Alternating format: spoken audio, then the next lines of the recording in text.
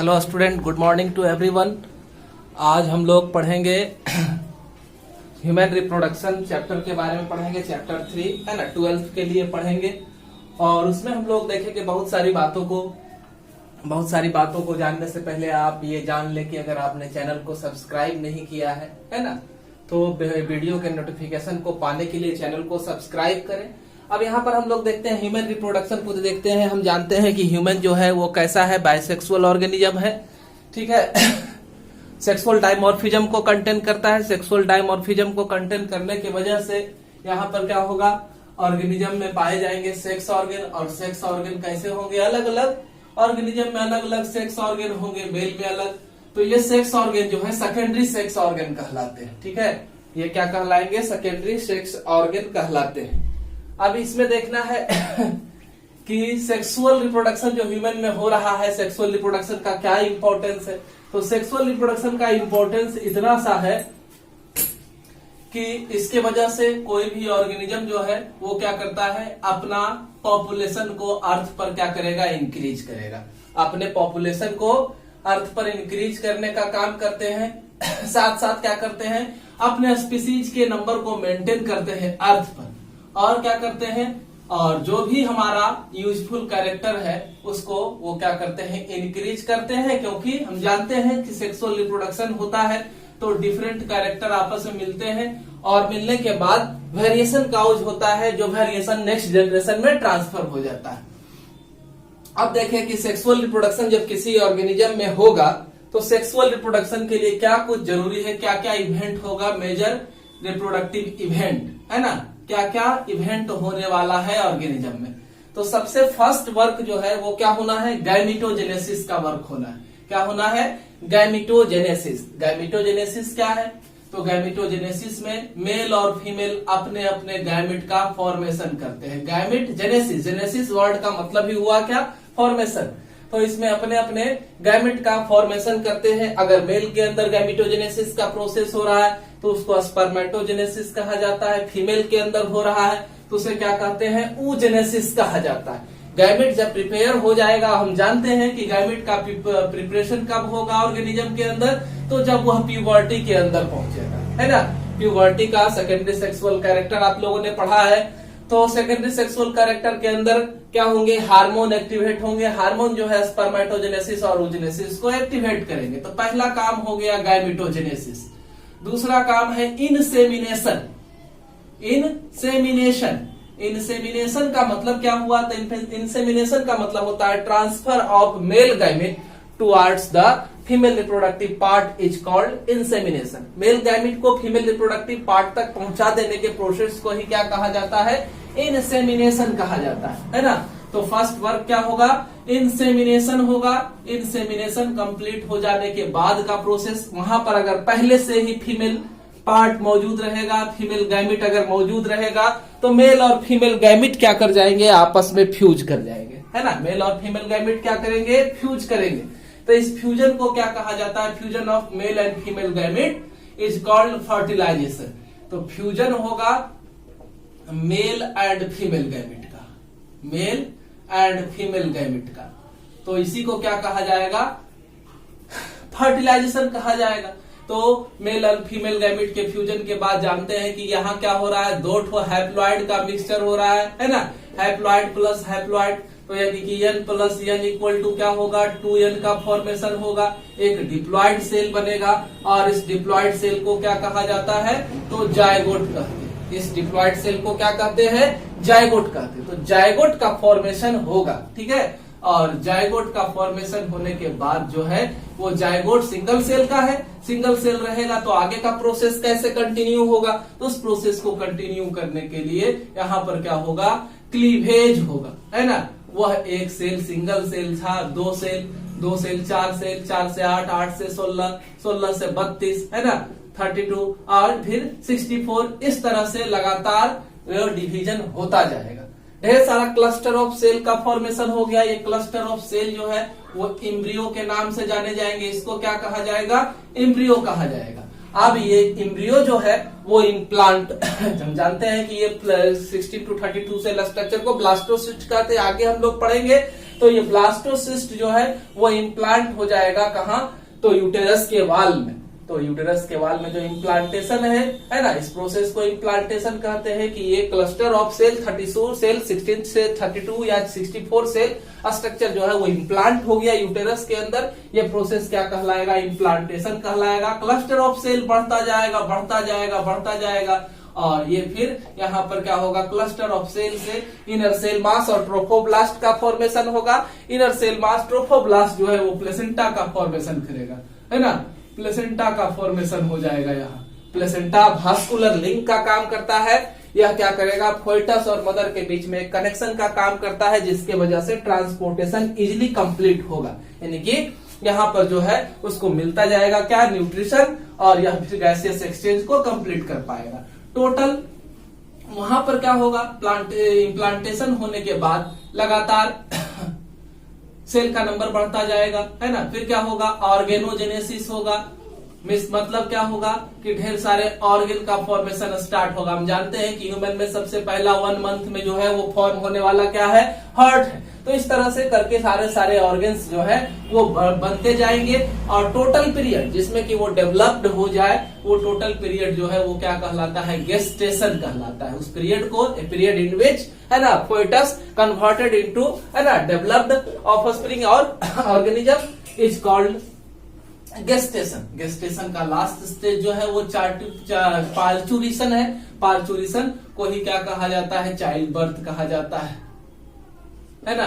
जब चाइल्ड जो है वो फोइटस जो है पूरी तरह से फुल्ली मैच्योर्ड हो जाएगा तो वो क्या हो जाएगा, इन्वायरमेंट में उसको रिलीज कर दिया जाएगा। इस प्रोसेस को ही क्या कहते हैं, पार्चुरेशन कहा जाता है। ठीक है, चाइल्ड बर्थ हो गया, ये प्रोसेस क्या कहलाएगा, पार्चुरेशन कहलाएगा। तो ह्यूमन रिप्रोडक्शन में हम लोगों को क्या देखना है, हम लोगों को देखना है मेल और फीमेल दोनों रिप्रोडक्टिव ऑर्गन के बारे में डिटेल से स्टडी करना है ना। मेल और फीमेल दोनों रिप्रोडक्टिव ऑर्गन के बारे में डिटेल से स्टडी करना है। तो पहले हम लोग चलते हैं मेल रिप्रोडक्टिव ऑर्गन के पास।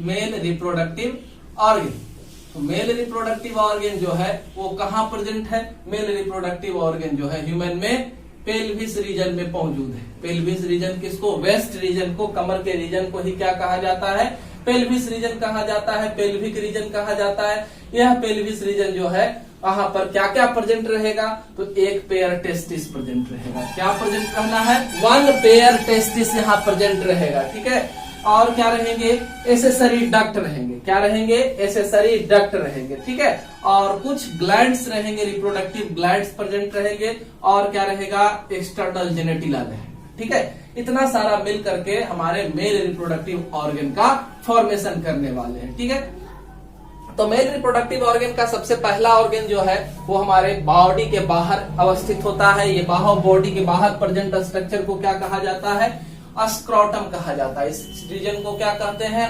स्क्रोटम कहते हैं। स्क्रोटम जो है वो डीपली पिगमेंटेड होता है। कैसा होता है, डीपली कलर्ड होता है, डीप कलर का होता है, और यह जो है 2 सैक में बटा हुआ होता है।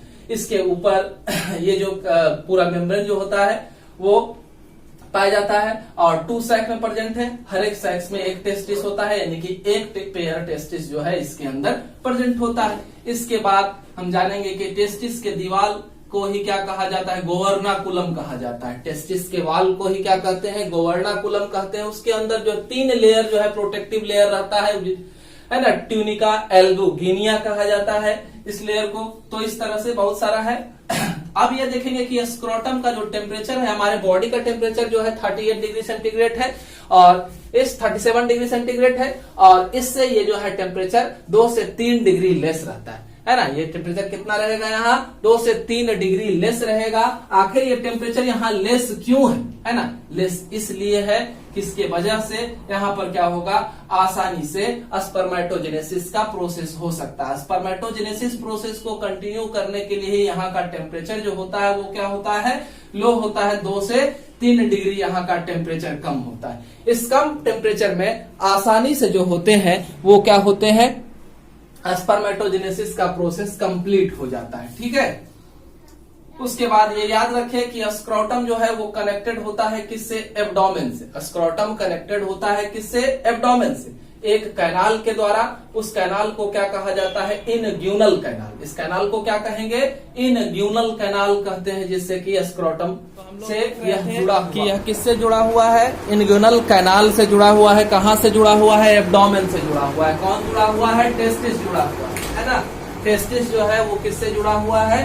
इनग्यूनल कैनाल से, एब्डोमेन से जुड़ा हुआ है। ठीक है, तो ये टेस्टिस जो है उसको हम लोग क्या कहते हैं? प्राइमरी सेक्स ऑर्गन कहते हैं। सारा फॉर्मेशन का काम जो है यही करने वाला है। याद रखेंगे कि टेस्टिस जो है 7 मंथ के एम्ब्रायोनिक डेवलपमेंट में, इससे पहले वो एब्डोमेन में रहता है, लेकिन 7 मंथ का जब ऑफस्प्रिंग हो जाता है तो एम्ब्रायोनिक डेवलपमेंट के दौरान ही वो इनग्यूनल कैनाल के द्वारा एब्डोमेन से पहुंचता कहाँ है? स्क्रोटम सैक में पहुंचता है। ठीक है, इसका लेंथ जो है 4 से 5 सेंटीमीटर होता है, विड्थ 2 से 3 सेंटीमीटर है। लेंथ किसका? टेस्टिस का लेंथ 4 से 5 सेंटीमीटर है, विड्थ 2 से 3 सेंटीमीटर है। ठीक है, हर एक टेस्टिस के अंदर की स्थिति को कमोबेश देखना है कि टेस्टिस के अंदर का स्थिति क्या है। तो हर एक टेस्टिस के अंदर 250 कंपार्टमेंट है ना। क्या है? तो हर एक टेस्टिस के अंदर इस तरह से 250 कंपार्टमेंट। हर एक टेस्टिस में क्या है? 250 कंपार्टमेंट पाए जाते हैं। और ये कंपार्टमेंट का नाम क्या है? टेस्टिकुलर लोबुल्स। इस टेस्टिक को क्या कहा जाता है? टेस्टिकुलर लोबुल्स कहा जाता है। ठीक है, अब हम लोग अंदर पहुंच रहे हैं। अंदर पहुंचने से पहले ये जो डायग्राम है इसको हम लोग समझे। ह्यूमन रिप्रोडक्टिव सिस्टम का, मेल रिप्रोडक्टिव सिस्टम का डायग्राम है। इसे आप ध्यान से देखें कि क्या कुछ है। ठीक है, तो सबसे पहले आप देख रहे हैं ऊपर वाला हिस्सा। तो ऊपर वाले हिस्से में क्या है? तो ऊपर वाले हिस्से में पाया जा रहा है आपका यूरिनरी ब्लाडर। ये जो है यहाँ पर क्या पाया जा रहा है? यूरिनरी ब्लाडर पाया जा रहा है। ठीक है, ये यूरिन का स्टोर हाउस है। और देख रहे हैं कि यहां से इस तरह से पाइप निकल रहा है। तो ये पाइप जो है वो क्या है? यूरेटर। और फिर देख रहे हैं साइड से पाइप जो है इस तरह से भी ओरिजिनेट कर रहा है। तो ये जो पाइप है ये यूरेटर है। ये आगे जुड़ा हुआ होगा हमारे, है ना, किससे? किडनी से जुड़ा हुआ होगा। और ये जो पाइप नीचे उतर रहा है इसको भास डिफरेंस कहा जाता है। ठीक है, ये पाइप क्या कहलाएगा?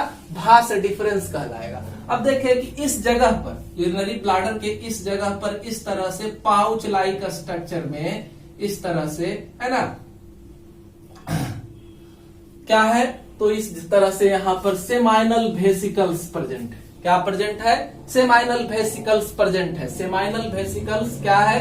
तो सेमाइनल वेसिकल्स को हम लोग डिटेल में देखेंगे। पहले इसका नाम देखें कि यहाँ पर जो स्ट्रक्चर प्रेजेंट है उसको क्या कहा जाएगा? सेमाइनल वेसिकल्स कहा जाएगा। सेमाइनल वेसिकल्स के बाद ये वाला हिस्सा जो आप देख रहे हैं ये किस नाम से जाना जा रहा है? प्रोस्टेट ग्लैंड के नाम से जाना जा रहा है। क्या कहते हैं इसको?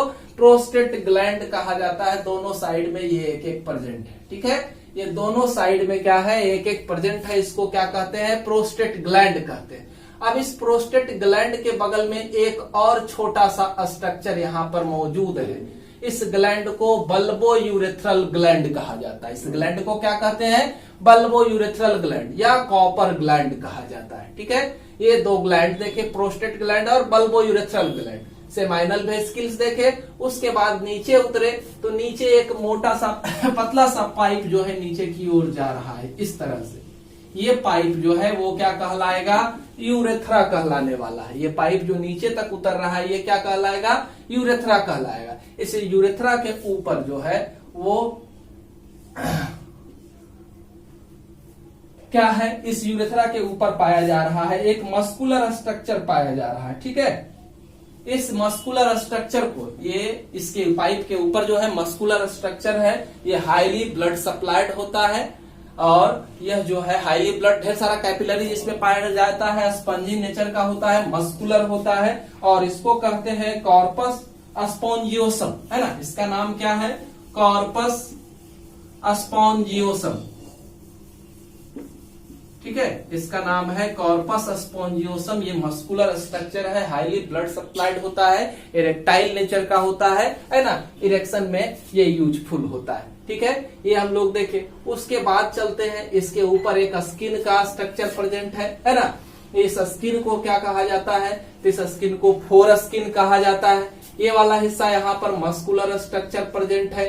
तो इस मस्कुलर स्ट्रक्चर को ग्लांस पेनिस कहा जाता है ना। इसको क्या कहते हैं? Glans penis. अगले हिस्से को ग्लांस पेनिस का नाम दिया गया है। उसके बाद आगे बढ़े तो ये जो ओपनिंग है ना, यहाँ पर जो ओपनिंग है, इस ओपनिंग को यूरेथ्रल मीटस कहा जाता है। ये जो ओपनिंग यहाँ होगा, इस ओपनिंग को क्या कहा जाएगा? यूरेथ्रल मीटस कहा जाएगा। ठीक है, इस ओपनिंग को यूरेथ्रल मीटस कहेंगे। उसके बाद आगे बढ़ते हैं। आगे का स्ट्रक्चर हम लोग देखते हैं। तो आगे के स्ट्रक्चर में क्या है?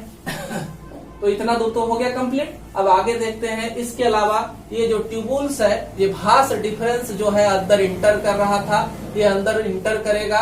तो अंदर इंटर करने के लिए जो है वो जगह क्या क्या है? इसके बाद यहाँ पर ढेर सारे एसेसरी डक्ट्स मौजूद है। यहाँ पर क्या है? तो यहाँ देखिए, ये भास इफरेंसिया है, यहाँ है ना, ये रेटी टेस्टिस है, ये जो है इपिडाइडेमिस का हिस्सा है। भास डिफरेंस तो हो ही गया। तो ये सारा हमारा क्या है? ट्यूबुलर स्ट्रक्चर है। ट्यूबुल्स मौजूद है। अब एक एक को हम लोग देखते हैं, वो ज्यादा क्लियर करेगा। डायग्राम तो आप देख लिए, डायग्राम बहुत सारा जगह अवेलेबल है, उसको आप बनाने का कोशिश करेंगे। ये डायग्राम बनाना है ना। डायग्राम कोई नीट एंड क्लीन नहीं होना चाहिए, लेबल्ड होना चाहिए, सारा नाम आपका होना चाहिए। बस समय कम देना है इसमें, जल्दी से डायग्राम बना देना है। लेबल्ड होना चाहिए, टेढ़ा मेढ़ा बने कोई समस्या नहीं है, लेकिन लेबल्ड होना चाहिए, सारा नाम दिखना चाहिए डायग्राम में। ठीक है, ये सारा हुआ। अब आगे बढ़ते हैं। तो हम लोग पहुंच गए थे कहाँ?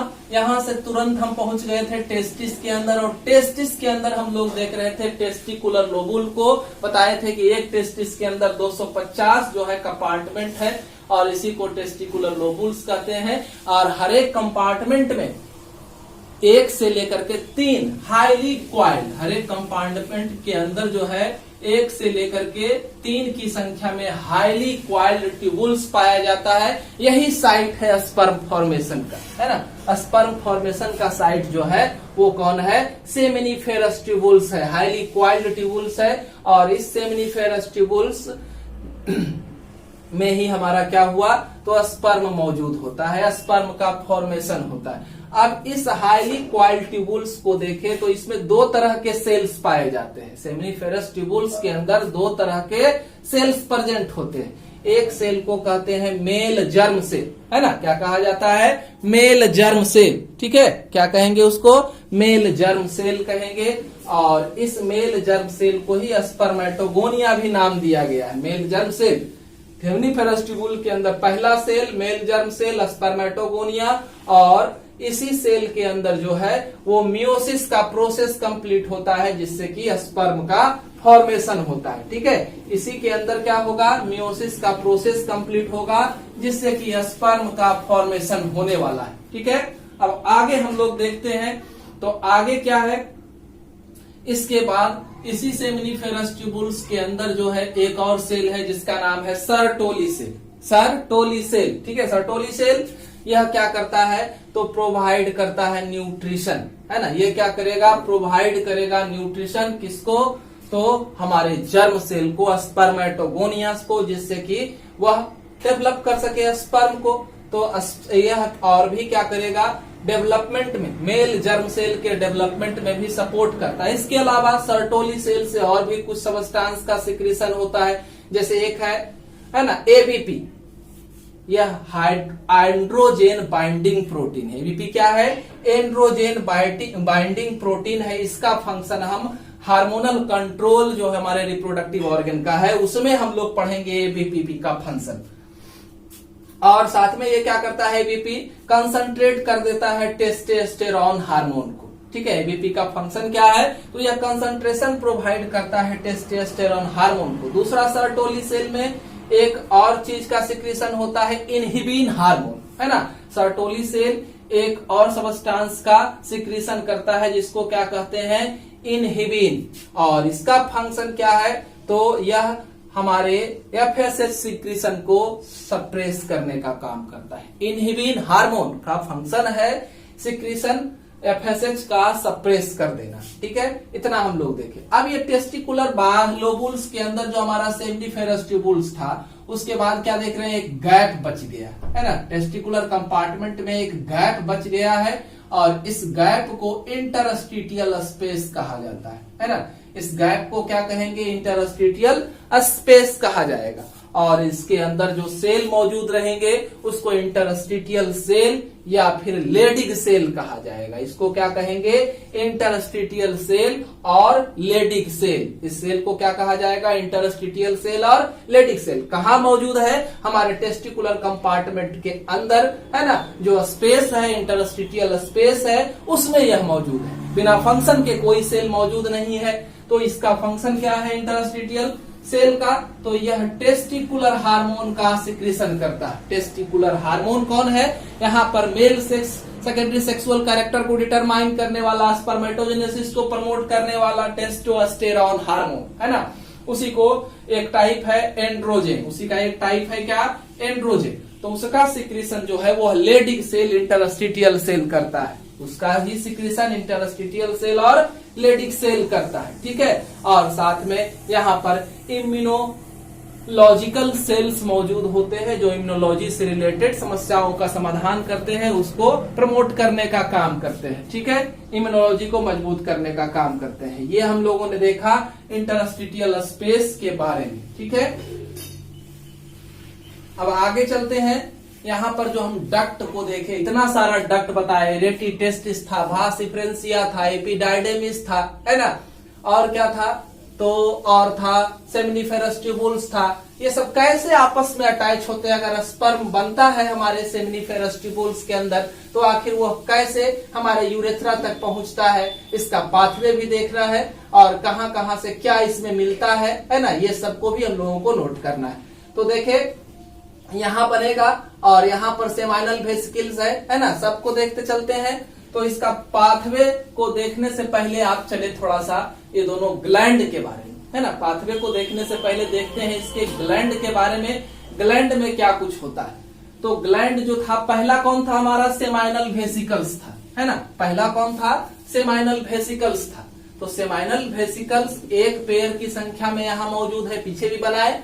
तो सेमाइनल वेसिकल्स एक पेयर की संख्या में मौजूद है और इससे एक अल्कलाइन सिक्रीशन सिक्रेट्स होता है और जिसका पीएच वैल्यू 7.4 होता है। इससे जो सिक्रीशन होता है उसका पीएच वैल्यू कितना है, तो 7.4 है। ठीक है, इसका पीएच वैल्यू 7.4 है।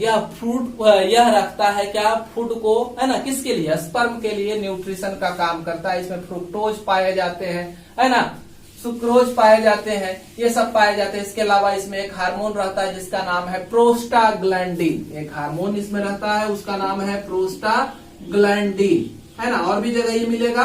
तो प्रोस्टाग्लैंडिन हार्मोन्स है, ये क्या करता है, यूटेराइन कॉन्ट्रैक्शन को प्रमोट करता है, जिससे कि स्पर्म मूव करके आसानी से फीमेल रिप्रोडक्टिव पार्ट में इंटर कर सके। साथ में यह हमारे यूरेथ्रा का जो मीडियम यूरिन के कारण एसिडिक था, उस मीडियम को यह न्यूट्रलाइज करने का भी काम करता है, सेमाइनल फ्लूइड का सिक्रीशन। अब देखें, स्पर्म यहाँ से रिलीज होगा सेमाइनल वेसिकल से, क्योंकि वही बन रहा था। तो स्पर्म के साथ ये जो है हमारा मिल जाता है, स्पर्म प्लस सेमाइनल फ्लूइड, है ना। स्पर्म प्लस सेमाइनल फ्लूइड, ये दोनों आपस में मिल जाएंगे तो एक नया चीज बनेगा। कह सकते हैं सेमाइनल फ्लूइड 60% होता है ना। प्रोस्टेट ग्लैंड का सिक्रीशन 20% के आसपास, बाकी जो है ना 20 या 30% के आसपास, और स्पर्म जो है बाकी जो रेस्ट में, और वे secretion bulbourethral gland, Cowper gland का सिक्रीशन, और रेस्ट में स्पर्म है आपका। ठीक है, तो सेमाइनल फ्लूइड दोनों मिल जाते हैं तो जो चीज बनता है उसको क्या कहते हैं, सीमेन कहते हैं। ठीक है, क्या बनाया, सीमेन बनाया। ये हम लोगों ने देखा सीमेन एक बार ह्यूमन के इजाकुलेशन में नंबर ऑफ पर इजाकुलेशन, है ना। ह्यूमन के अंदर जो है सीमेन का नंबर कितना होता है, तो यह लगभग 200 से 300 मिलियन होता है एक इजाकुलेशन में। स्पर्म का नंबर कितना, तो 200 से 300 मिलियन पर इजाकुलेशन में इसका नंबर होता है। ठीक है, दूसरा है हमारा प्रोस्टेट ग्लैंड। सेकंड क्या है, प्रोस्टेट ग्लैंड। तो प्रोस्टेट ग्लैंड का फंक्शन क्या है, प्रोस्टेट ग्लैंड का फंक्शन है कि यह मिल्की सिक्रीशन सिक्रेट्स करता है जिसका पीएच वैल्यू 6.5 के आसपास होता है। इसका पीएच वैल्यू कितना है? तो 6.5 के आसपास है ना। इसमें citric acid, acid phosphatase, amylase, pepsinogen जैसे केमिकल्स पाए जाते हैं। ठीक है, इसमें ये सारे केमिकल्स जो होते हैं प्रेजेंट होते हैं। एंजाइम है ये सब एंजाइम है ना, ये सब मिले हुए होते हैं। इसका फंक्शन क्या है? तो यह एक्टिवेट करेगा स्पर्म को। प्रोस्टेट ग्लैंड का सिक्रीशन नहीं रहने के एवज में यह क्या हो जाएगा, हमारा स्पर्म को एक्टिवेट नहीं कर पाएगा। कई सारे केस में क्या होता है, किसी कारण से प्रोस्टेट ग्लैंड का आकार बड़ा हो जाता है और यूरिन के पास को ये रोक देता है। इस कंडीशन में रिमूवल होता है, सर्जरी होता है, प्रोस्टेट ग्लैंड को रिमूव करके हटाया जाता है ना।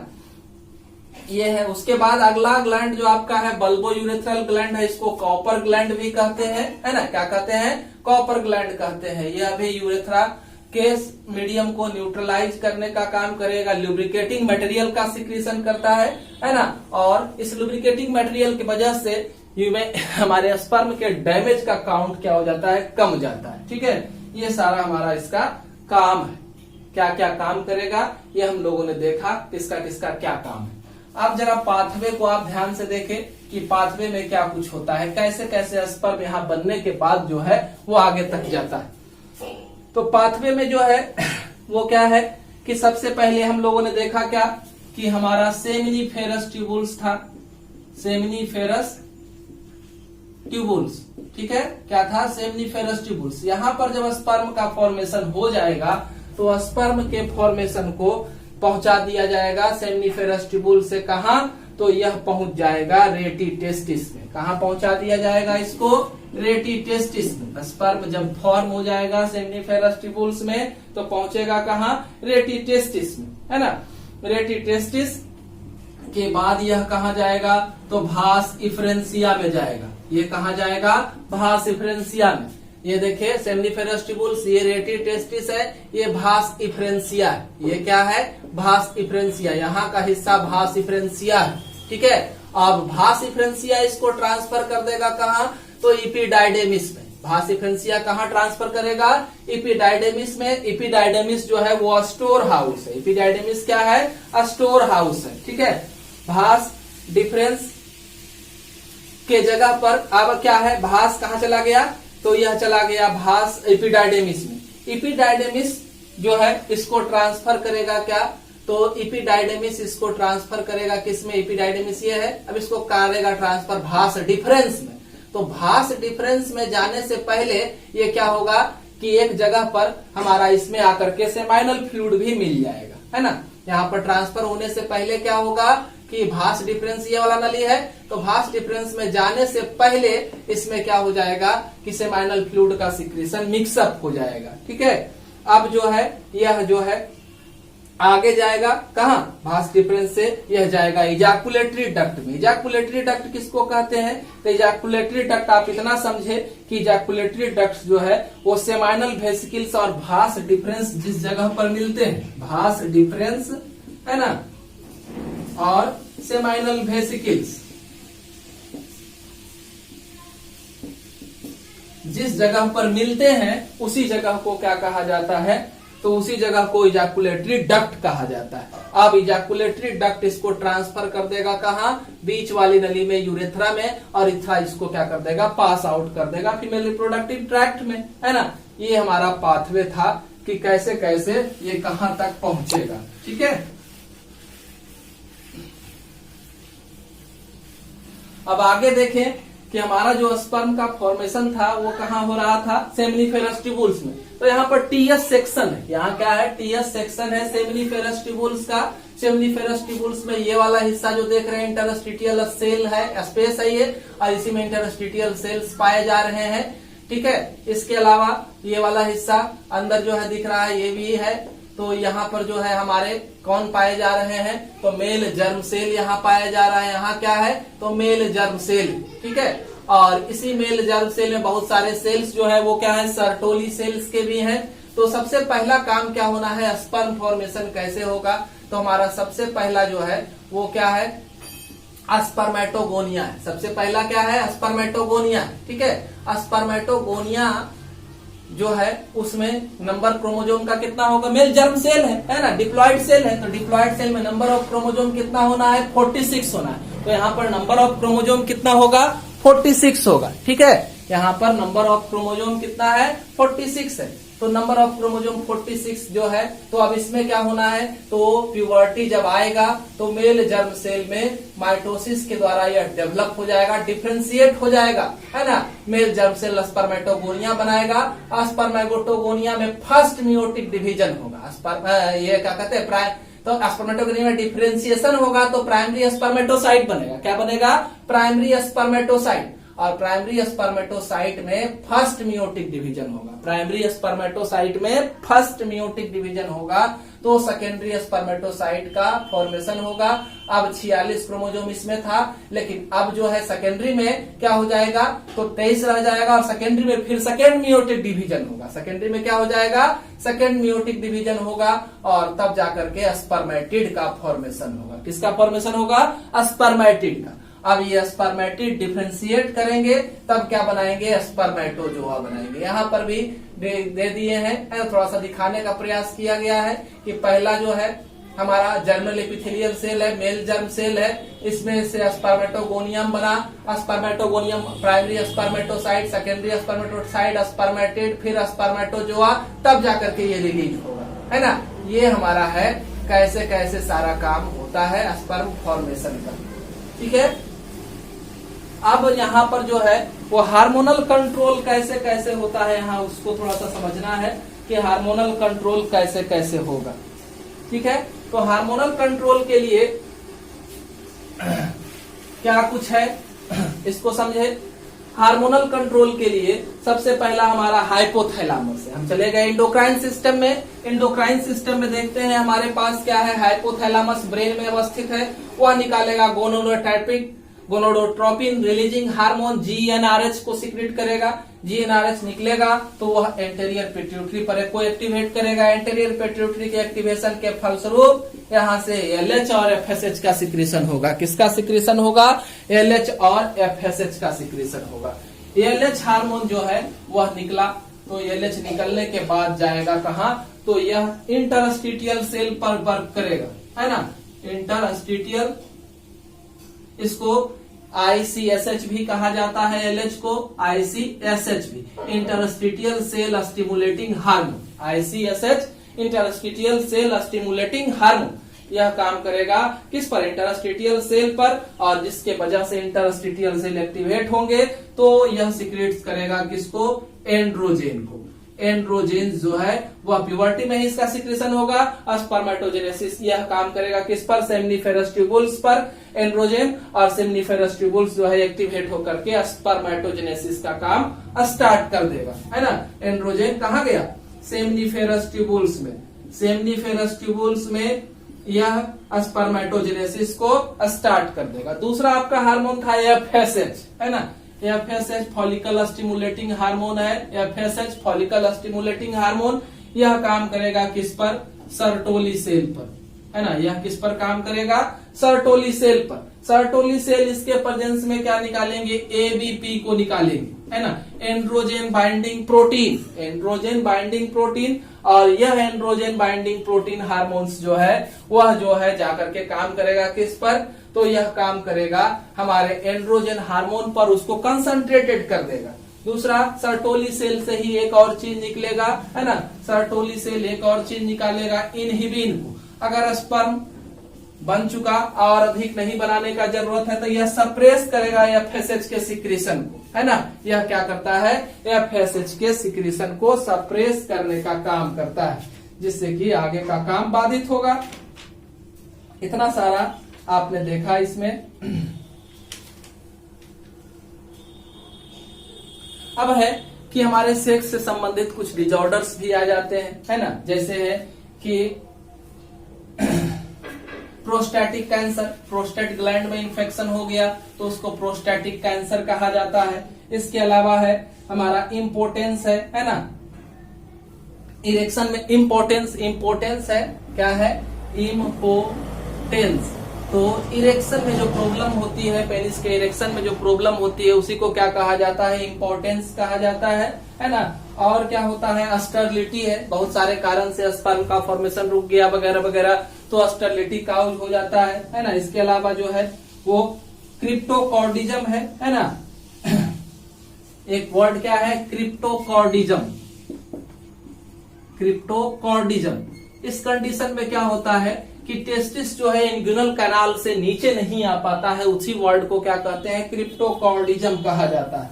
उसके बाद एक है हाइड्रोसिल वर्ड है, इसमें क्या होता है, इंग्युनल कैनाल के द्वारा बहुत सारा फ्लूइड जो है वो हमारे स्क्रोटम के अंदर एक्युमुलेट हो जाता है, तो वो कंडीशन है ना। एक है